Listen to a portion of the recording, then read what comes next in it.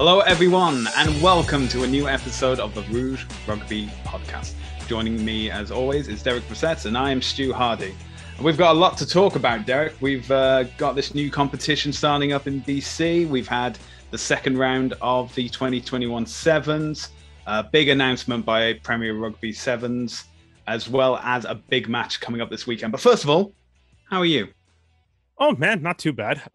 Yeah, there's a ton of rugby, ton of rugby that happened over the weekend, and it's kind of fun. Like we're kind of coming out of COVID, I guess, and now it just feels like kind of an overwhelming amount of rugby. You don't necessarily have enough time to watch it all. Whereas, this time last year we were like starving for it. So it's and it is kind of nice to see rugby sort of in full flight. Great to see rugby kind of back in full flight, like in this country too. We got all the, a lot of the provincial club competitions are back up. University rugby's back up. Collegiate rugby's back up. Two awesome sevens tournaments over the past weekend, as you alluded to. The Coastal Cup starting up. Big test match this weekend. It feels like rugby is kind of back in full swing in Canada. Although beyond that, though, I'm just in general doing good. Went to a vintage film festival over the weekend, so checked out some silent films with a dude playing a piano at the front, and something I've never done before, but it's that was a lot of fun. It was a cool experience to kind of see. I was part of a virtual murder mystery quiz, so found out who a serial killer was in Toronto. So sure, virtual. Virtual. Yeah. So Toronto. I know. You're welcome. Yeah, I know some of Stu's friends. Virtual is. Yeah. That's a legal disclaimer, so he doesn't get in trouble for anything he did this weekend on the podcast. Absolutely.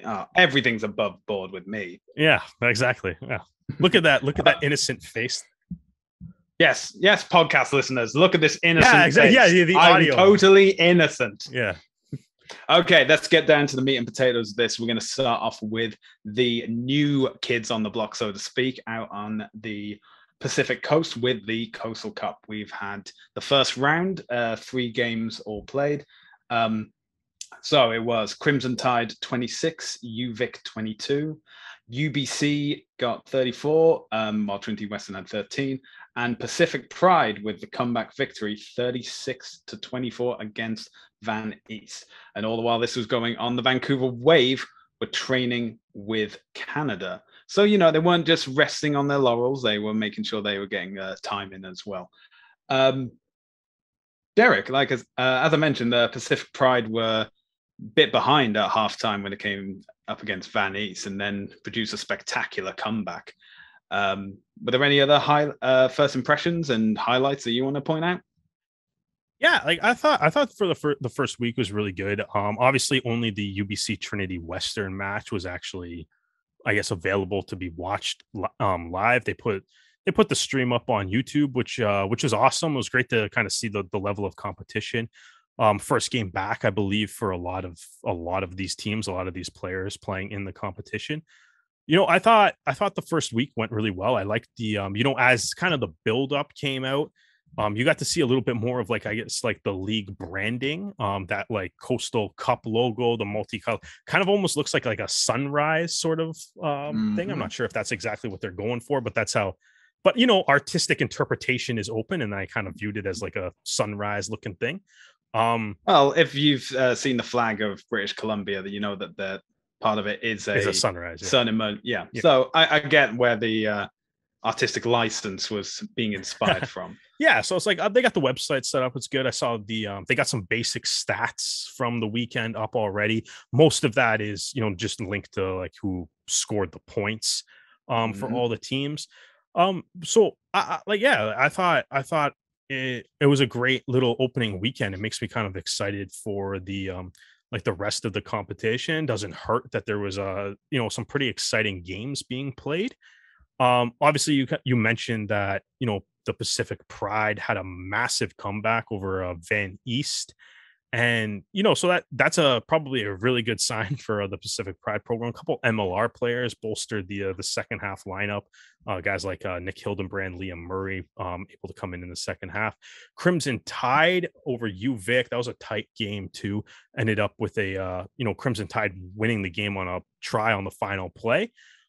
So it's kind of funny because I watched the UBC Trinity Western game, and that was a great game, but it sounds like the two most exciting games of the weekend might have been the ones that weren't on YouTube, which, take it with which you can't exactly predict what's going to happen in the games. Absolutely not. I really did enjoy the UBC Trinity Western game. I thought it was interesting kind of seeing a guy from the Trinity Western point of view.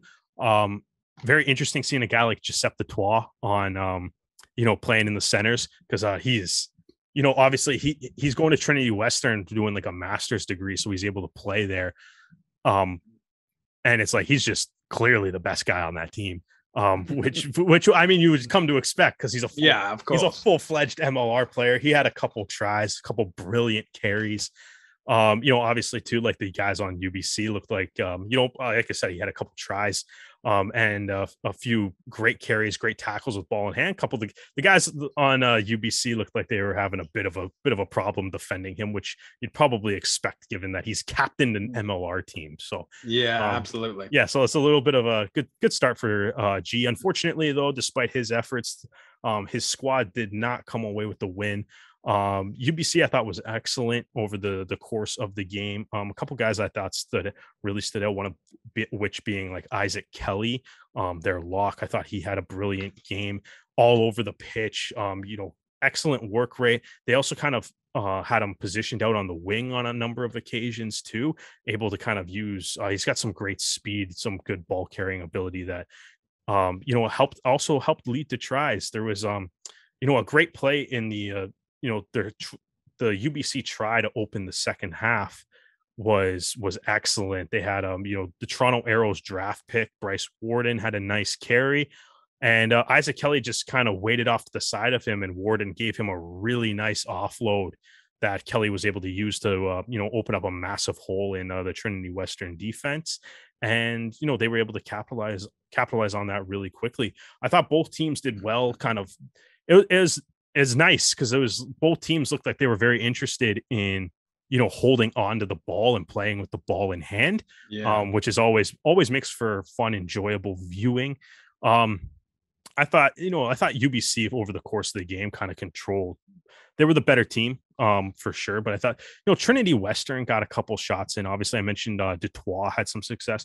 They had a winger, Tamalor Wanusi. I hope I pronounced that right. I apologize if I did not. He's actually from Dublin, but he was wearing the number 11 jersey out on the wing, and it felt like every single time he touched the ball, something positive happened for the Spartans. And they were really, every time the ball went wide, he was doing some damage to the UBC defense. So that was, he looks like to be an exciting player to watch. That's the first time I've actually watched him play, but he did make a pretty big impact in the game, I thought. And I have no idea. Like I said, my quick research kind of revealed that he's from Dublin. So I'm not sure if he is Canadian qualified at all, or I'm not even sure like how long he's been in Canada for, if he's not, to see if if there's a residency thing that could possibly happen. But good first impression anyways in the first Coastal Cup game. UBC obviously too had a couple guys stand out. I thought Bryce Warden, UBC's scrum in the first half, dude, Bryce Warden's great. I thought he had some really big moments at the set piece there. Anybody with the last name Carson, we already know is a good player, and they all of them showed up in this game for UBC too. So I thought it was a ton of fun. It's also great to see that the Wave were training with the Canadian national team, right? Because it's like, if obviously the Canada's out in Langford right now, they're preparing for a match against Chile, absolutely massive match, which we'll talk about later. So it's like, it's good to see that they got a hit out with them, gets Canada in a couple game situations, gets the Wave guys prepared for a couple game situations and stuff too.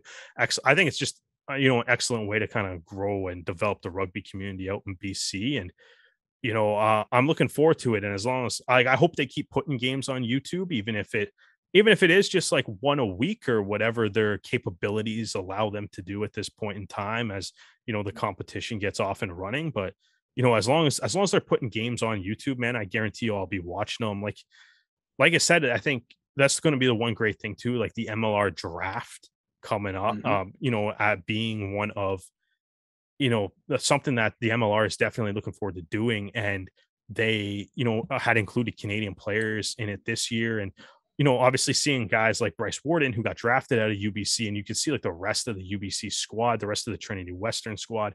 There's definitely guys that look like they're going to be capable of playing in Major League Rugby soon, right? So, it does add that little extra element to kind of keep fans interested in stuff. You want to see that. You want to see kind of the next wave of guys coming up. It's like the Coastal Cup might be the place that you have to go watch them.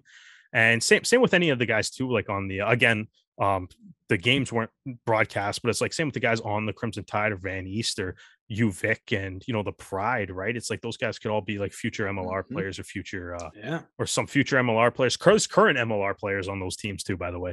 And but it's exciting to kind of watch, and I think it'll be fun. Do you got any thoughts on the opening weekend of the Coastal Cup?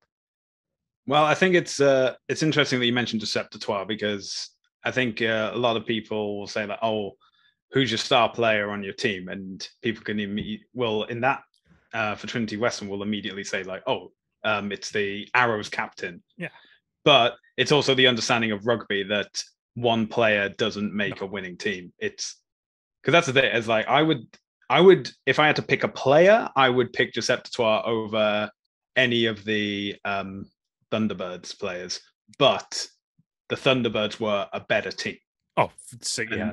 The Thunderbirds, I mean, that program that Curry Hitchborn's created, man, they've probably been one of the best amateur sides in the country for the past, absolutely, 5-10 years or however long he's been there for, right? So, as long as I've been following like university level rugby in Canada, like the Thunderbirds have been, the team to beat, regardless of whether or not they win every single year. But it's just always they kind of have that aura of they're the best team, right? And I think that kind of carried over into the first weekend here of the Coastal Cup, right? They had the most, I'd say, like the most thorough.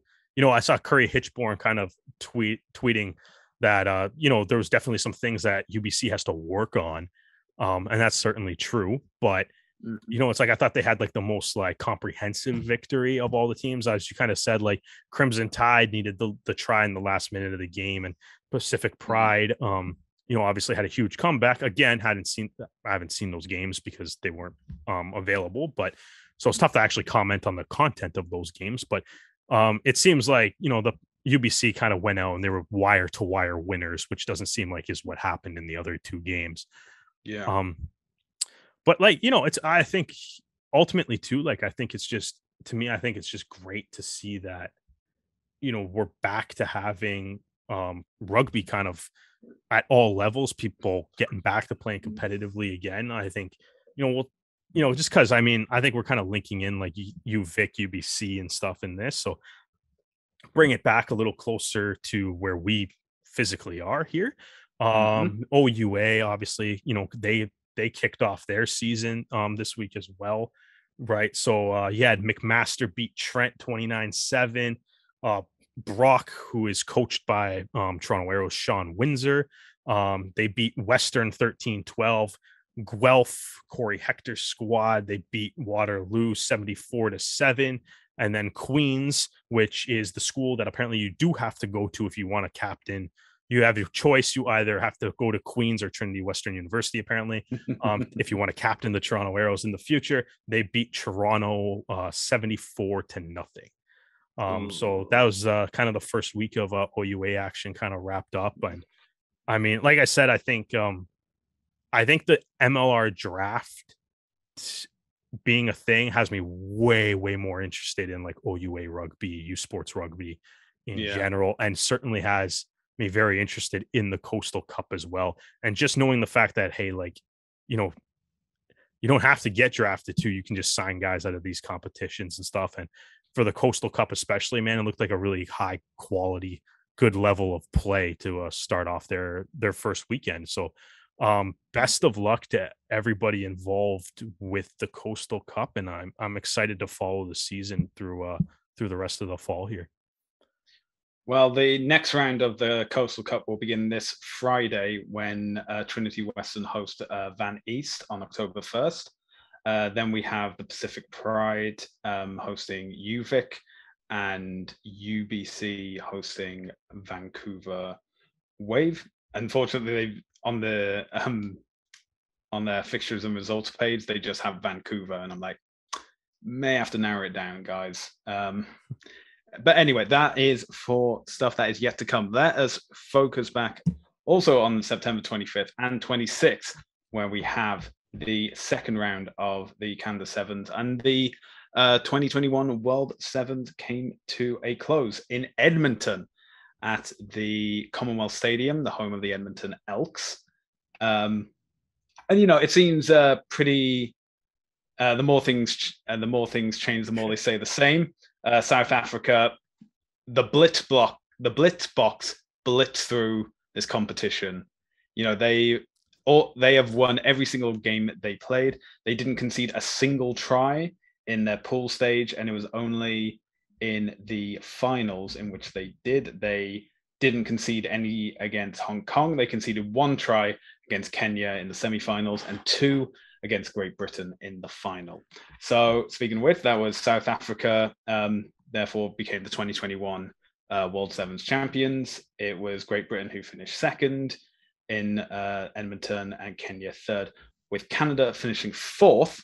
And by that, they finished fifth in the 2021 World Rankings.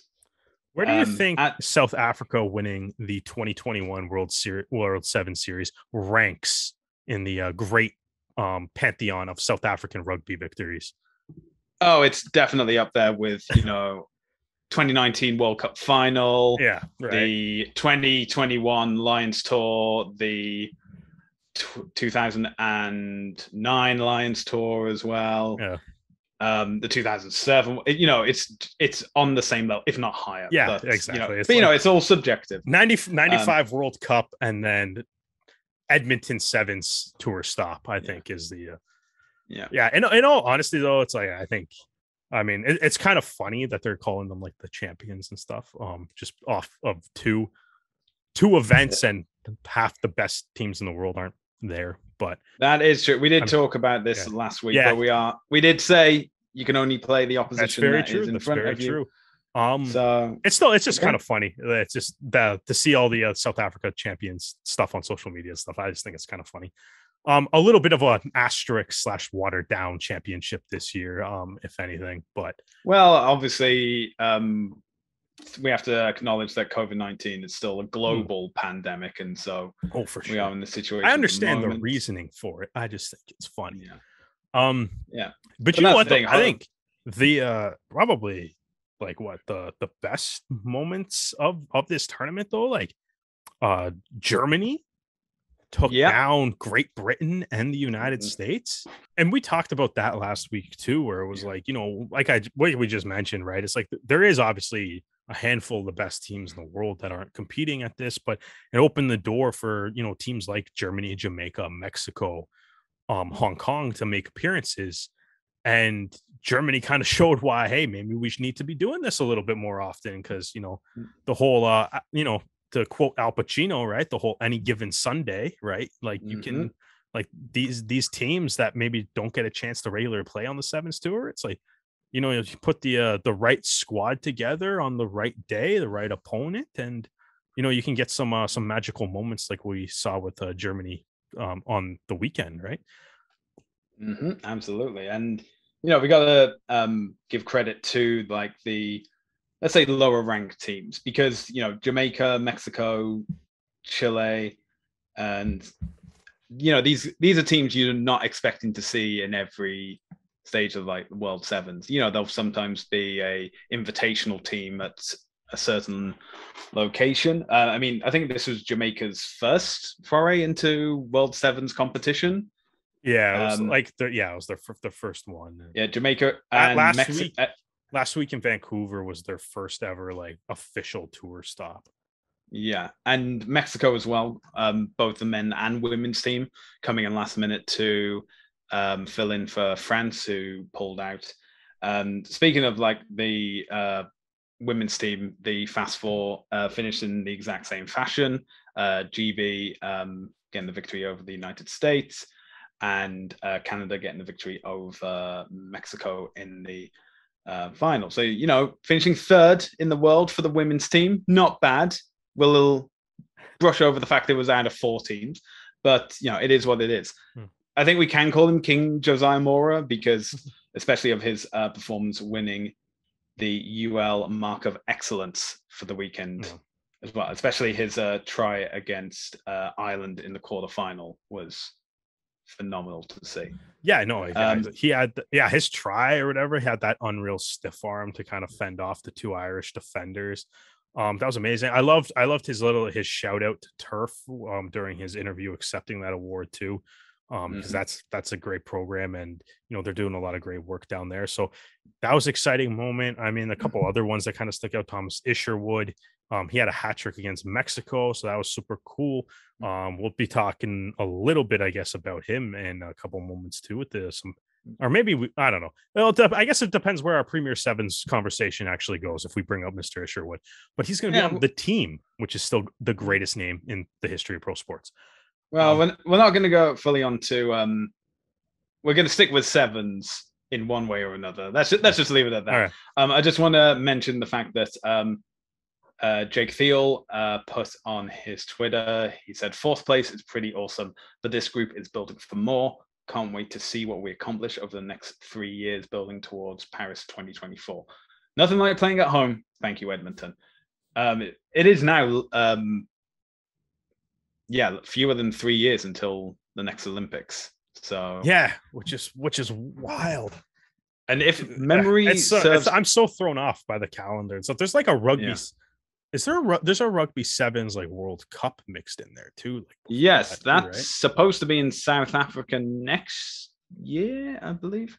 No, well, there's definitely the Commonwealth Games, which are coming up next year. I mean, can't remember when the World Cup. I think that was the one great thing about these 2 tour stops, though. We saw basically everybody on the men's sevens team retire after the Olympics. And, watching guys like Isherwood and, Isherwood, Thiel, Berna, Mora, as you mentioned, with the, Mark of Excellence Award. Right. It's like watching these guys come in and tear it up against a lot of teams. Right. Like basically everybody scored against Mexico. Hong Kong was a good match. With the Hong Kong was a good match as well. But it was like see some of these guys playing well in the sevens. It's like it does get you excited for the future of the sevens team because there's a lot of really talented players there.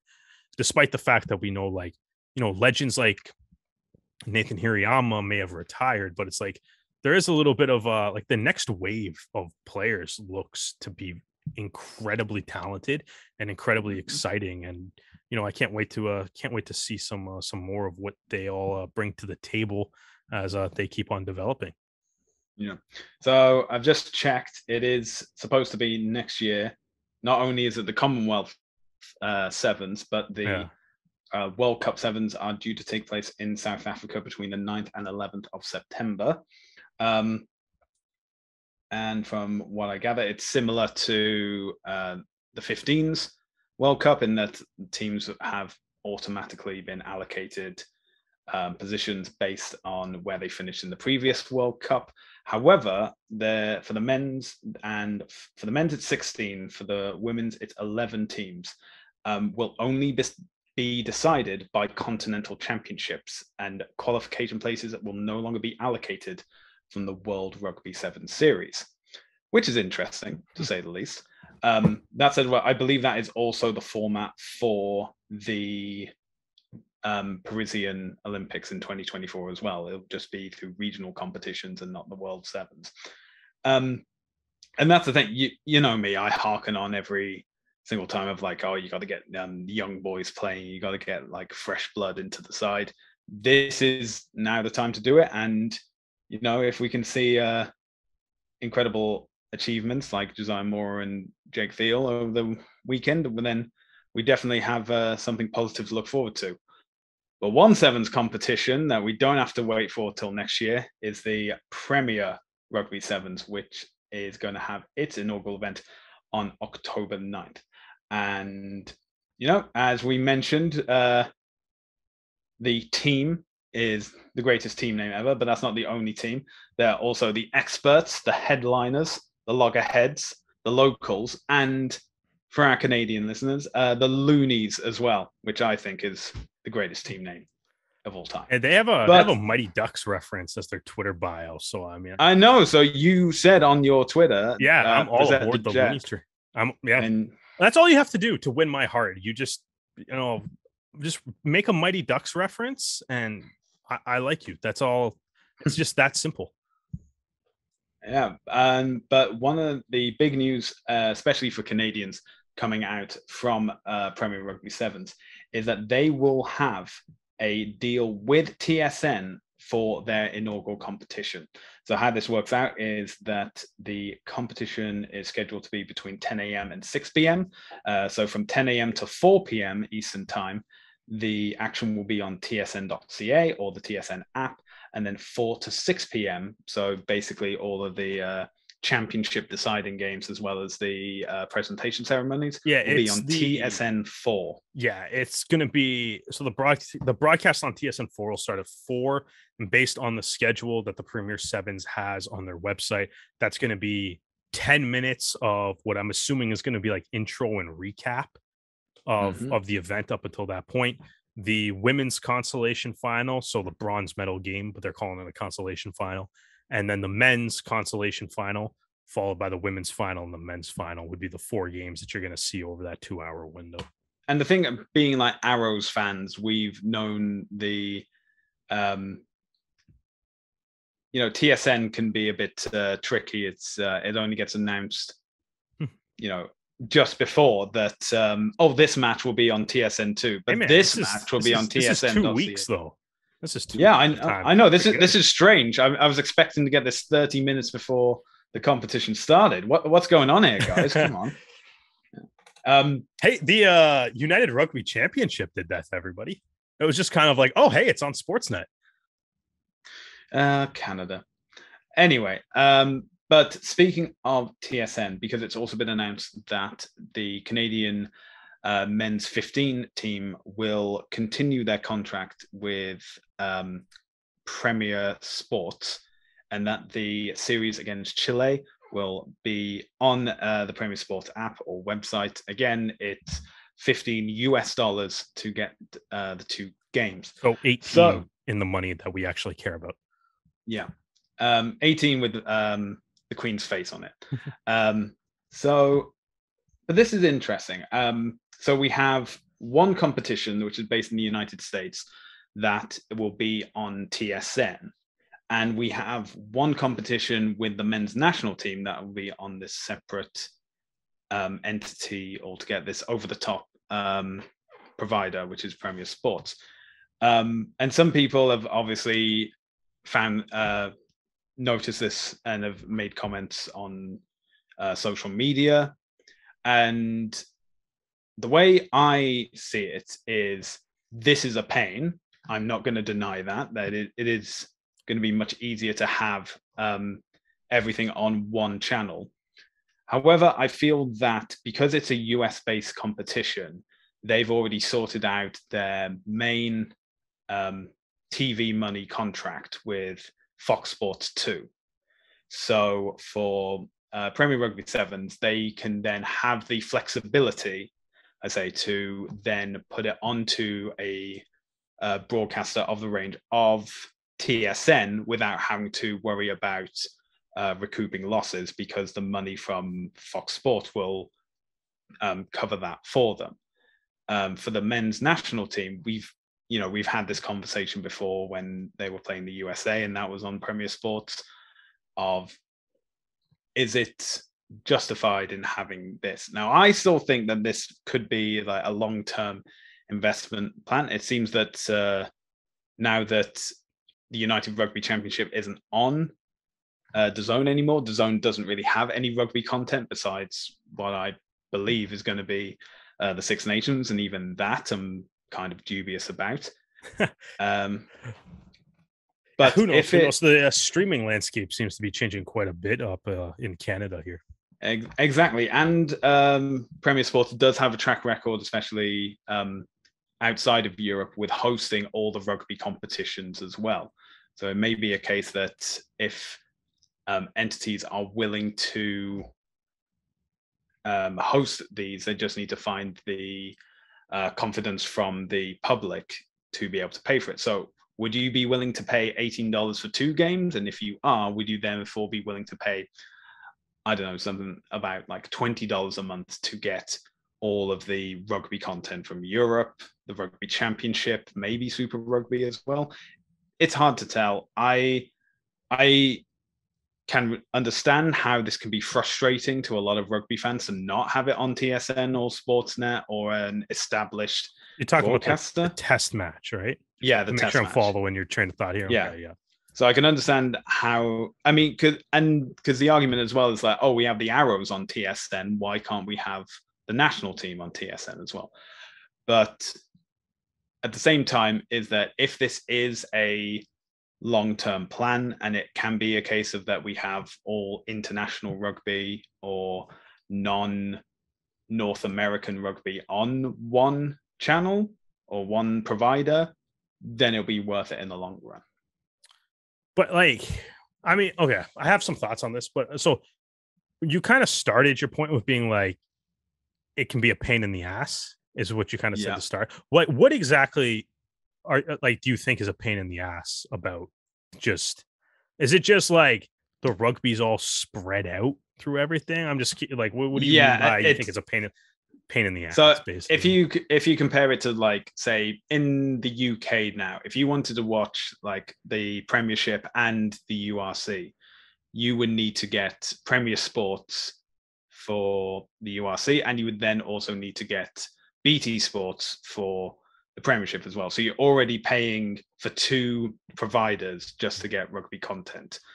I believe European Champions Cup is also on BT Sport, so that's covered. But if you're now in Canada, you're now paying for TSN to get rugby. You're now, if you want to get URC, you now have to get Sportsnet as well.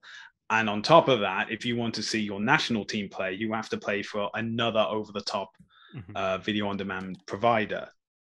And that's what I mean. Like, that's the pain in the ass, is like, why do I have to pay for 3 different entities? Why can't you just make this decision and have it on one channel? Okay. I'm going to counterpoint this or argue with this. I was kind of thinking about this today because obviously, knowing that we're getting into this podcast, doing a little bit of prep and trying to think about my thoughts on some of the topics that we wanted to bring up. And obviously we were going to talk about, Premier Rugby Sevens being, announced being part of TSN. And it kind of got me thinking that, and with the reaction last month to everybody kind of hating the fact that the test matches were going to be on Premier Sports. And as you said, you have to pay an extra, fee for it. It's almost $20 to watch 2 games. Right. And everybody was like super upset about it and stuff. And I was just kind of like thinking and looking, and it's like, I remember a time where it was like, I would make sure I watched every single rugby game that was on TV because it was such a rare thing to actually have happen. Like, it used to be that, TSN might have a Canada game on if it was like a World Cup or something. You could maybe you could watch the World Cup. There might be a Canada test match mixed in, right? For the rest of the year. But it was like, I'm looking, but that was it. You got to see like the Canadian test matches were maybe on TV. The World Cup would be on TV, right? But it's like, you kind of look at everything that's available, and I'm available now. And I'm like, I guess there is the argument, your point to be made is financial, right? Not everybody can afford this. So I completely agree with that. Right.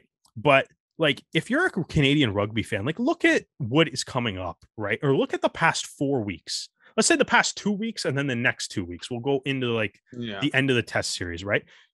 We could watch, if you're looking at TSN now has the Arrows, Premier Sevens, the Rugby Championship, right? I mean, the Arrows was the only team you couldn't watch in this time frame, this 4 week time frame that I'm going with here, right? Because obviously their season's not happening, right? Yeah. But I mean, who knows? That they announced that they haven't announced any broadcasting for the rugby rally yet, or did I miss that, or have they not? I don't. They haven't announced anything. All right. Well, either, yeah. So you could watch the Rugby Championship Premier Sevens. They also have the rights to the Arrows.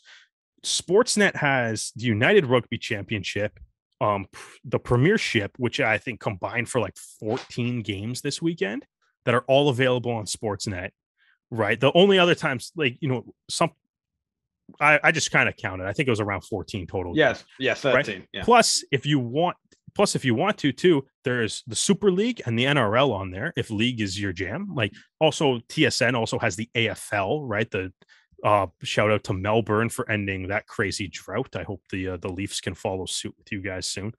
But then you have, a Canada Test coming up on Premier Sports. You had the Sevens World Series on CBC. You had the Coastal Cup games on YouTube, right? You can, if you so choose, can go back and watch every single MLR game that happened this year on the Rugby Network, right? Like the amount of actual rugby content that is available to Canadians right now is actually kind of mind-blowing compared to any other point in history, right? Now, it does come to the question of, do you want to pay for that? And obviously, right, like I just said, right, I just named 5 different places to watch rugby. Obviously, YouTube's free, the Rugby Network's free, CBC is also free, but you do have to pay for Premier Sports, Sportsnet, TSN. If you throw in the Zone, if they keep going with the Six Nations, I don't really know what the Zone's doing. No one knows what the Zone's doing. But it's like the point I'm trying to make is, we'll get an announcement 20 minutes before kickoff. 20 minutes before kickoff. But like the point I'm trying to make is, like, if you're a Canadian rugby fan, this is kind of like the golden age for you to consume rugby content. Like, there's more rugby content available to you in a legal fashion than there ever has been before. I mean, obviously, there's other ways to watch rugby games if you so choose, I guess. But there's never been a time where there's been more rugby content available to Canadians than right now, right? And to your point though, Stu, like you were saying, like, it'd be nice if all the rugby was on like one network, right? Like you would have, if you could get, like, you didn't have to, like, because right, maybe it is a financial decision, right? Maybe there's people out there that are like, oh, I can afford to pay for either TSN or Sportsnet. So do I want to watch Premier Sevens and the Arrows, or do I want to watch the Premiership? Right. And it's like, maybe you're making that decision, and maybe that's informed. Because right, realistically, I don't watch top 14 in France because it's not available to me. So I don't really watch it. Right. There's so much other rugby content. Like I just mentioned, all those games, like you could literally this weekend, you could have sat down, turned on your TV at 3 a.m. like with the first rugby championship match, and not turned off your TV until, like, when did the sevens end? Like 9 at night, 10 at night, or whatever. Like you could have just sat there for 18 hours and watched rugby this weekend. Right. So I think that's great. But to your point though, of like, it would be awesome if it was all on one thing. I agree, because I think that would be awesome if we had like some sort of like rugby Netflix that just was like, here's every rugby game in the world. But I think looking at like the way broadcast deals are done, like in North America, let's take the Leafs, for example. If you want to watch all 82 games and the first round of the playoffs for the Leafs, which I don't know, I had to make the joke, I'm sorry. But if you want to watch all 82 Leaf games, you need TSN, you need Sportsnet, and you need CBC. Again, CBC's free, but it's still included on that, right? So you need 2 channels just to watch one team, right? If you want to watch the Raptors, it's the same thing. You need both TSN and Sportsnet. The Jays are pretty much all on Sportsnet. But if you want to watch other baseball, you're going to need TSN too, right? If you know what I mean? Like, it all kind of comes, and pick any other sport, right? Like if you want to watch football, well, some football's on Sportsnet, some football's on TSN, right? If you want to watch the CFL, you got to have TSN. If you just want to watch the NFL, maybe you can get away with just skipping the game that's going to be on TSN each week. Up to you. But, every sport, every competition, every league, right? At least in North America, there's a lot of like, it's split between a lot of different places. If you are a hockey fan, right, you do need, and you want to watch the Leafs in Toronto, you do need Sportsnet, you do need TSN. If you want to watch all the other games, then you have to buy Game Center, right? So you got to buy, if you're a big hockey fan, that's three things that you have to buy, right? So it's, I don't know. I guess I've just been kind of thinking about it, and I'm like I know the price point sucked for the Premier Sports games, but I was like, and I think that's a valid criticism of it. But at the same time, I'm like, it's never been easier to watch rugby in Canada. And, paying for places to watch sports I don't really necessarily think is that far off from what other sports do, like depending on what you actually want to watch. Yeah. Well, it's all above our pay grade anyway when it comes to TV rights and stuff like that. But that is the case. If you want to watch the inaugural round of the Premier Rugby Sevens, it will be on October the 9th on TSN. And on October the 9th as well will be the second round of the International America's qualification for the next World Cup. Because now, obviously, it's like round 3 is between two nobodies, like the USA and Uruguay. Never heard of them. Doesn't matter. Don't care about them. The real action will be, as we said, on Premier Sports, where it will be Canada that take on Chile. As I said, October 9th will be the second fixture, which means that this Saturday, October 2nd, will be the inaugural fixture. So there's some things that need to be set. Like I said, 2-match series. The winner on aggregate will face the loser of USA versus Uruguay. The loser, unfortunately, this is the end of their road for World Cup qualification. Now, we both watched Canada against the United States, that great victory in St. John's, and then the reality of USA at Rugby Town, USA, in Glendale. And now they're up against Chile. And as part of their warm-up fixtures for this series, Chile played the Argentina 15, and for the first time in their history, got a victory over Argentina 15. So the last time Canada and Chile faced was in the America's Rugby Championship in 2019, where let me get this score absolutely correct, if I can just make sure. It was Canada 56, Chile 0. And unfortunately, I don't think that will be the same result this time round. For those of you that don't know, Chile have come on leaps and bounds since 2019. Paul Tate on Twitter even said that Chile are probably the most improved team of all the Americas since 2019. The introduction of the high performance center in Santiago has definitely helped. The introduction of SLAR, the Selknam team, of which the majority of the Chilean players that will play this weekend are with that club. 4 other players are from clubs in Europe, including Spain and France. And MLR fans will recognize the scrum half Marcelo Torrealba from the Austin Gilgronis. So I have a feeling that we may see a repeat of what we've experienced in the first round, Canada's qualifying, which is, I think Canada will probably take this win this weekend, but I think they will be pushed really hard next weekend. I think home advantage does play a huge factor in these kind of things. But the question is like, how big will the difference be in both those games that can justify Canada staying on to go up against either USA or Uruguay? So that's let me ask a question from a positive perspective. I was going to say, man, you sound, before you ask that question, man, you sound nervous. I'm not playing. I'm not nervous. Oh man, but you sound nervous though. You sound a little.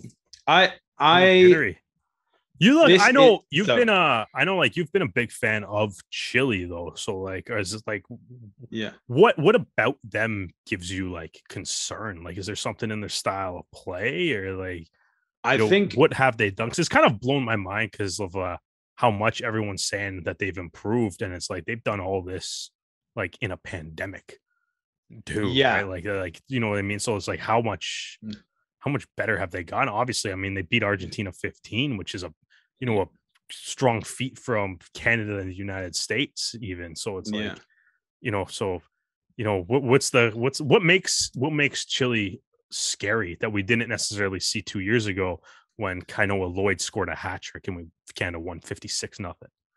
I think it is just a case of whatever they've been doing, whether it's been training together, I think they've finally taken the step of, if we put our minds to it and we put like the time in, we can definitely challenge. Because Chile, since the ARC has been around, have always been kind of like the whipping boys of the Americas Rugby Championship. They've always been the team which you could say, okay, we may not win any of the games, but we can get a win against Chile. And they've now said, no, line in the sand. That's who we were. This is who we're going to be. They obviously also know is that any team that qualifies knows that the funding from World Rugby will make a monumental difference by qualifying for the World Cup. And, it gets them on the international stage, gets them up against, tier one nations, other tier two nations as well. And, they're not going, they won't be going to, if they end up going to a World Cup, it won't be, oh, we're going to win the entire thing. It's, we're going to play against the best in the world. We're going to make a name for ourselves on this global stage, and we are going to be remembered, hopefully, for the positives and not the negatives. And I think there has been not just the physicality change. Obviously, I mentioned like the high performance center. It's like the mental aspect of it as well. It obviously, being like Canada, majority of the players are from the Arrows and MLR teams, and it's that camaraderie. Like I said, 20 of their 26 player touring side come from the same club. So Yeah, there is that understand. So it's kind of like the Seawolves in Japan.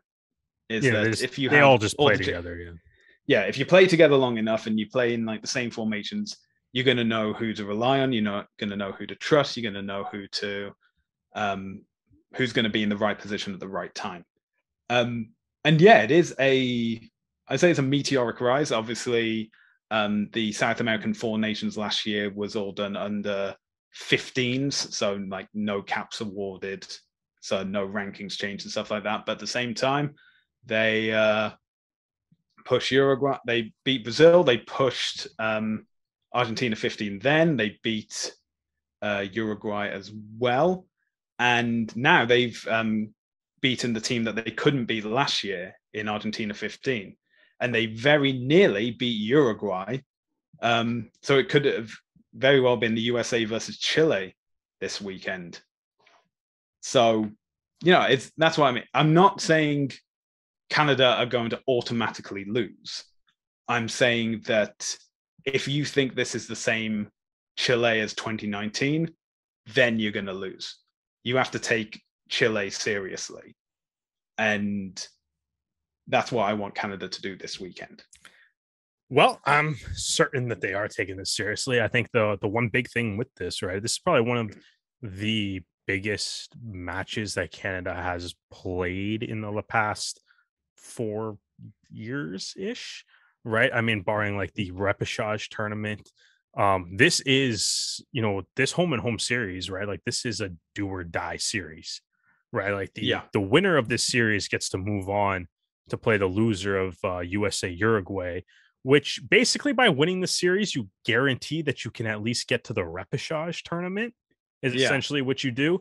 But if you lose, like you're done, right? So the journey ends on October 9th for one team. Yeah, exactly. Right. So it's like this is so this is massive, and it's that, yeah, like it's like I agree with you. I don't think Chile can be taken lightly. I don't think it's gonna be 56-0. I'm still confident that Canada can pull this out. Um, the Kingsley Jones has named his squad for the match, so his 30-man squad, and it's completely unchanged from the matches against the United States in the previous round. You know, Obviously that means that there's still no Ardron, there's still no Olmsted, there's still none of the other big guns from Europe. None of the guys like Hassler that were hurt are coming back. But in the press release, Kingsley Jones does mention the positives of continuity and having the same group, right? So it allows you to build off of what you did against the United States, work together, to be able to come out better against Chile. And as I said last time, you can't worry about the guys that aren't on the team, right? You got to find a way to win with the guys that you have, right? You have to, make sure everybody that is there is on, at their best and able to perform so that, you can beat Chile. You have to game plan for the guys that you do have and game plan for the players that Chile are going to put on the pitch against you. I think though, like, do you have any thoughts on Kingsley Jones keeping the same squad here, Stu? Or like, is anybody that you wish you maybe would have liked to see get that extra shot? Or you kind of personally, I feel like I'm fine with it. I was going to say I'm fine with it as well. I think this may be the opportunity to have different names in the squad, like of the match day 23, like having Quinn Nawadi as included as well. I'm not saying like wholesale changes. I'm just meaning like the odd player as well. Like, or if anyone is like still got like a niggle from something and you don't want to like risk it, then absolutely. See, like, I know when you said no, I kind of jumped the gun on the disagree thing there. Because then the next name because that's the exception that proves exactly. You're gonna say next. Then you said Nawadi, and I was like, ooh, yeah, okay, maybe him. To me, I wouldn't like Nawadi getting game, but I'm like, I've been on on our show a couple times here saying that like I think Will Kelly should start ahead of Peter Nelson. That hasn't happened, and Peter Nelson has been the guy.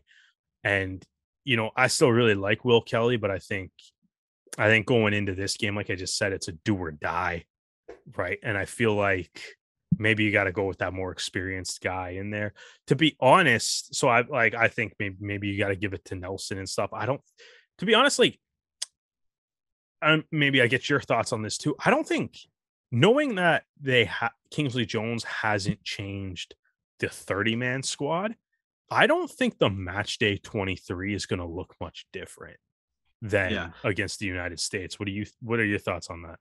Well, to speak about Will Kelly, is that if Peter Nelson is still like aiming, if his accuracy is still as good as it was against like the United States, then keep him. But it's also the fact of, as we saw again in the second round, was having like Cooper Coates hit that monster kick, is that if you have someone who can hit that range, then maybe that is kind of the thing that's pushing like Kelly out. I mean, we're not with Rugby Canada coaches, we have no idea what's going on. But I think like having that option as well is definitely favoring having both Coates and Nelson starting. Like I said, I think the squads will be pretty similar. I can still see Ross Brody starting. I can still see Lucas Rumble, Ben Lesage, Matt Heaton, all them being in the starting 15. So that's what I think. I think if it would be the case of this player is coming in for another one, or this person swapped with someone else on the bench. I don't see that. Like I said, no wholesale changes of, we're going to just have a completely different front row than what you're expecting. Yeah, I think, in all honesty, I think that's what it's going to be, though. I think it's just going to be like those little tweaks. But I don't think the lineup's going to be much different, especially knowing that there was no changes between the two US games. And I know that like between that game, it was like they're coming off like a massive win. So you probably don't change the lineup at all, in that situation. But like, I feel like kind of going into this, it was like the only way I was really envisioning, a different lineup would be, if somebody else became available or Yeah. someone came back from injury, right? And that Yeah. didn't happen. So we got the same squad.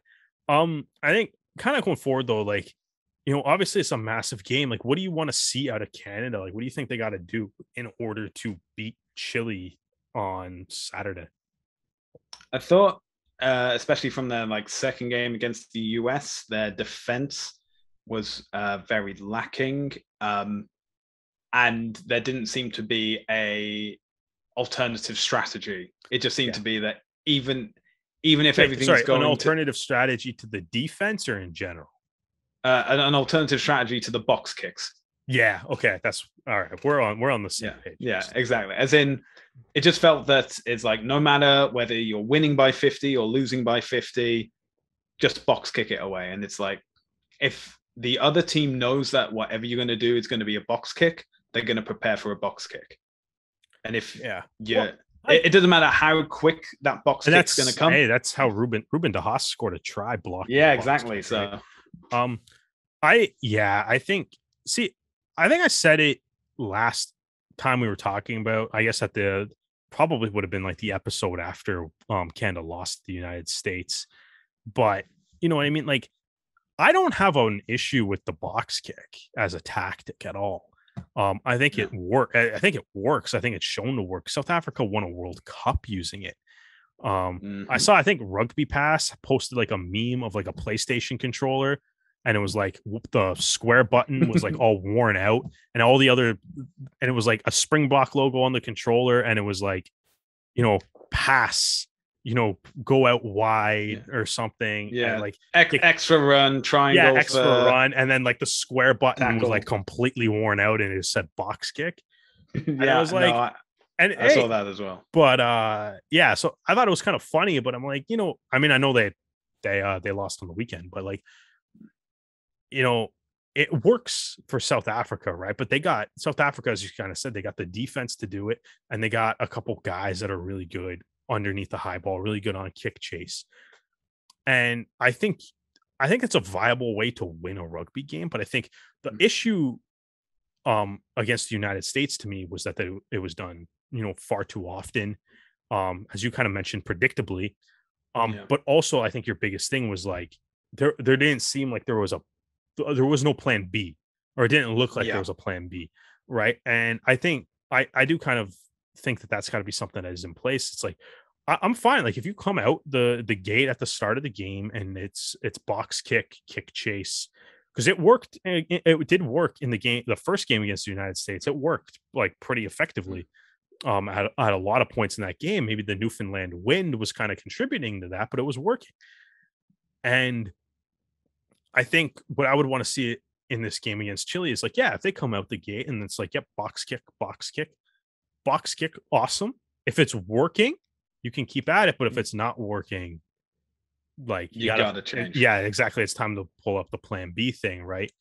And I think that is what I would like to see. I do think though too, and in all honesty, like even watching like I said, the UBC TWU game, right? It was like, I think in Canada, I think in general, like the centers, obviously Spencer Jones, Ben Lesage, some of the guys too up front, like Siaki Vikilani, right? Like, I think we got the guys on the team that can give you like the strong, powerful carries, those gain line breaking carries, right?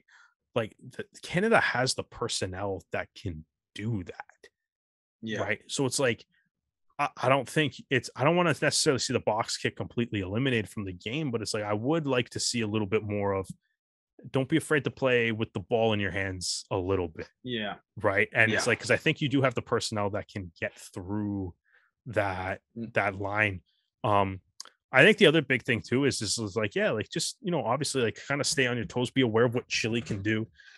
Chile gets a little, from the game against the Argentina 15 or whatever. It's like Chile kind of gets a little creative too. Like they're good at the phase play. Right. So it's like, but if they had one moment in the game against Argentina 15 that kind of triggered their big 3-try surge to mount their comeback, as they were losing at halftime in that game. And it was literally just like they were awarded a penalty.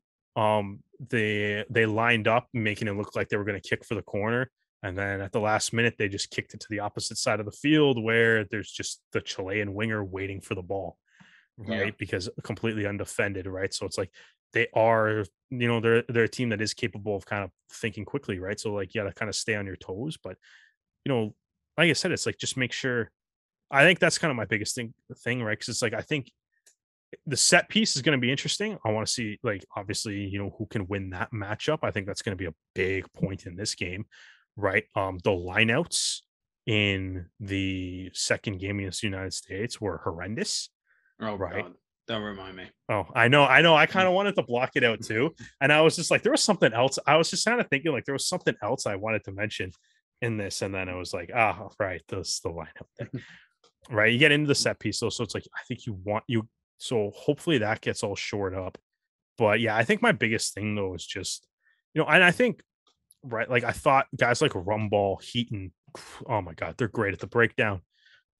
Canada is actually, I think, very good at the breakdown, right? And I think they even had the edge on the United States too in that specific area of the game, despite ultimately losing that series. And it's like I think if they can kind of assert the dominance there, if the set piece gets cleaned up, if they're prepared with a plan B for their attack, right, and are able to have the personnel that's on the pitch to be able to call that sort of switch if they need to kind of change mindset, change attacking strategy. And man, I mean, I'm still confident that Canada can pull this out, and maybe we get a rematch with the United States, maybe we get a rematch with, maybe we get to play Uruguay, who knows? But like, I mean, I think like I know Chile's been coming on super strong, and I think this is going to be a really good game. I certainly don't think it's going to be 56-0 again. I think it's actually going to No. be an excellent game of rugby, and I'm looking forward to watching it on Premier Sports this weekend. All right. As we said, the first round of the fixtures will be this Saturday, October 2nd at 8 p.m. Eastern Time, with the second fixture being in Chile on October 9th. Now, we're going to finish the pod tonight with some news that came out just a few hours ago today. And it's BC Rugby have appointed John Tate as their technical director. And the press release reads, John's qualifications and experience made him the leading candidate for this position. John is an Olympic bronze medal winning and two-time Pan Am gold medal winning coach with extensive experience leading elite men's and women's 15s and 7s rugby at national level and expertise in talent identification. BC Rugby acknowledges past events and the subsequent Rugby Canada report released earlier this year. BC Rugby CEO Annabelle Kao said, I appreciate some people may be concerned with this appointment, but the interview process directly addressed the Rugby Canada report, and we're confident John is the right person for this position and will bring his learnings from the past year to better our programs. We look forward to John joining the team, and together we are fully committed to continuous learning to ensure that what we do represents best practice. Tate said, I want to thank BC Rugby for this exciting opportunity, and I look forward to applying my experience to help rugby be better in BC. It's no secret that it has been a difficult year, and I've learned a great deal from this time. Looking forward, I aim to continue learning to support both coaches and players on and off the pitch.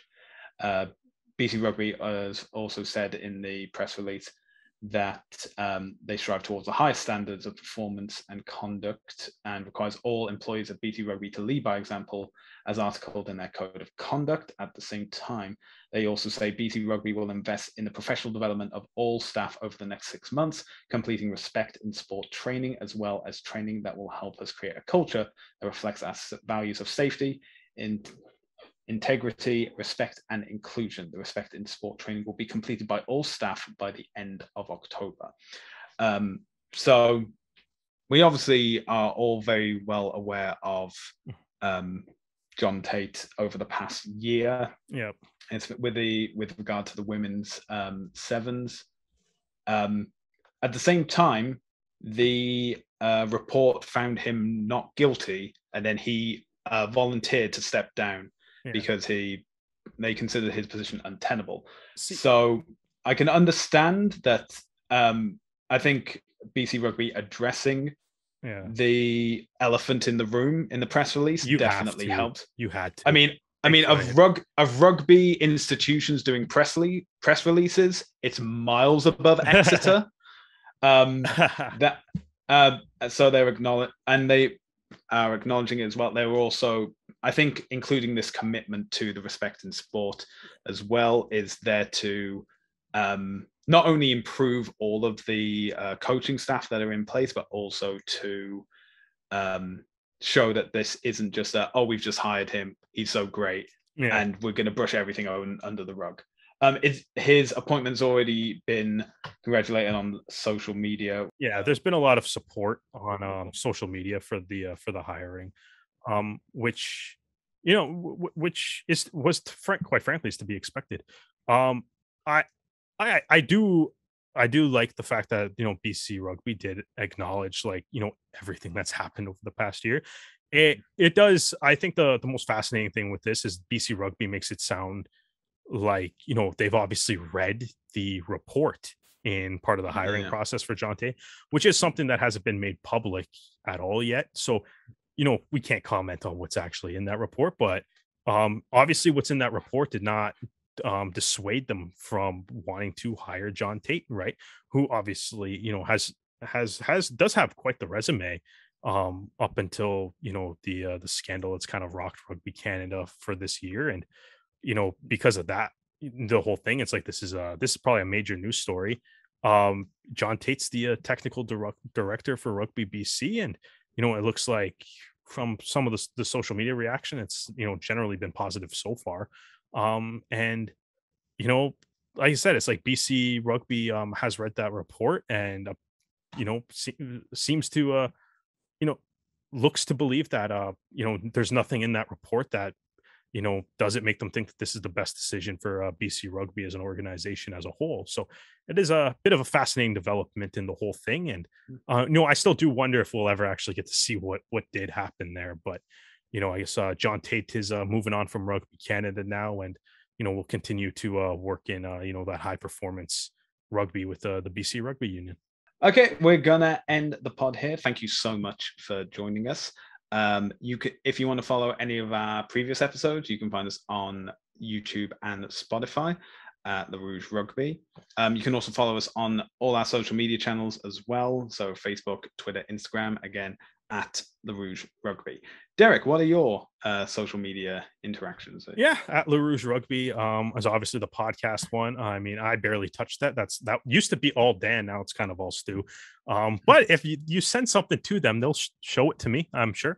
For me personally, I'm at Brissette the Jet on everything across all social media platforms. So pretty easy to find me there. I've been live tweeting all the Canada test matches, and I plan on doing that again this week. Although this week it's going to be from a cottage, so I'll be a lot comfier to live tweeting the test match. Hopefully, I get to do a whole bunch of happy tweets about Kainoa Lloyd scoring his 7th try of the game because he's got to one up his last.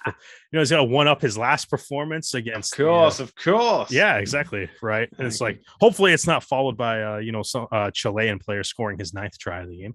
But I'm looking forward to that, and also looking forward to, as I kind of mentioned, man. It's you can watch so much rugby now in Canada. It's delightful, man. There's like 14 Premiership and United Rugby Championship games on Sportsnet. The Rugby Championship continues to roll on TSN. There's a lot that you can watch. Maybe hopefully we get a couple Coastal Cup matches to mix in there too. So I hope you don't watch other sports because you don't have the time to do it anymore.